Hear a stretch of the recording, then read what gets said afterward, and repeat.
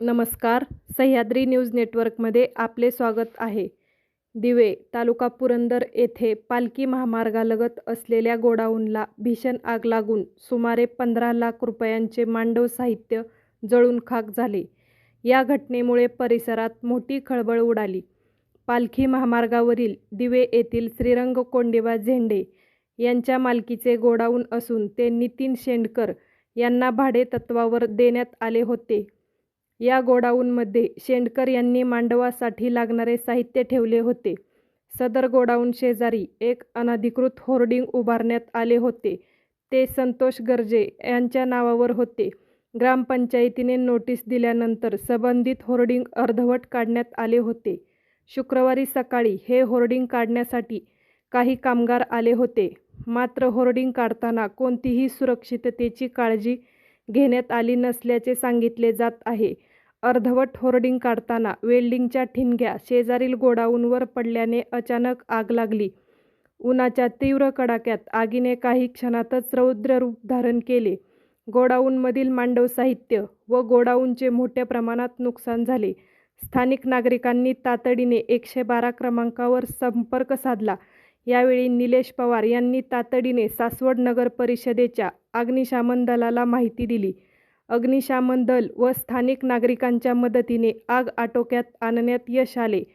यावेळी निशांत भोंडे, जगदीश भोंडे व बीना भोंडे यांनी आग विझवण्यासाठी विशेष प्रयत्न केले. तसेच पोलीस पाटील बाळासाहेब झेंडे, सरपंच रुपेश राऊत व ग्रामसेवक गणेश सुतार, पोपट झेंडे यांनी घटनास्थळी भेट देऊन पाहणी केली. धन्यवाद.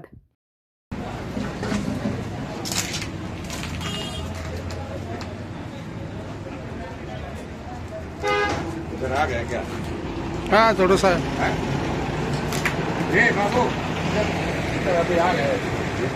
नहीं वो बुझेगा।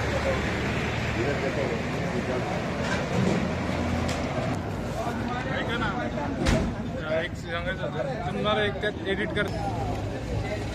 नमस्कार. सह्याद्री न्यूज नेटवर्कमध्ये आज स्वागत आहे. दिवे येथील एक अनपेक्षितपणे घटना घडलेली आहे.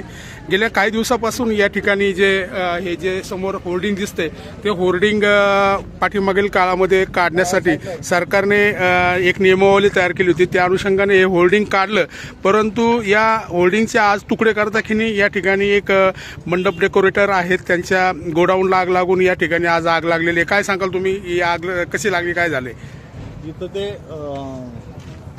ह्याचं काम होतं चालू वेल्डिंगचं, आणि ते बॅनरचं ते जे असतं कटिंग करायचं काम चालू होतं. ते टेक्स्चरचं कटिंगचं काम चालू होतं, आणि त्या कामगारांच्या निष्काळजीपणामुळं तिथं आतमध्ये त्यांच्या ठिणग्या उडून त्यांनी ते न काळजी घेता काम केल्यामुळं पूर्ण आग लागली.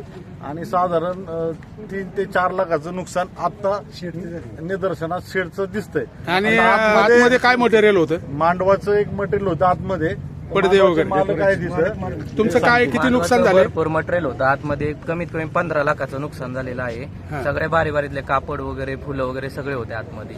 तुम्ही याच्यावर पोलीस डिपार्टमेंटकडे कंप्लेंट केलेली आहे का? या ठिकाणी अशा प्रकारची घटना घडलेली आहे. नाही, आम्ही आता जस्ट कळल्यामुळे आता तिथं आलेलो आहे.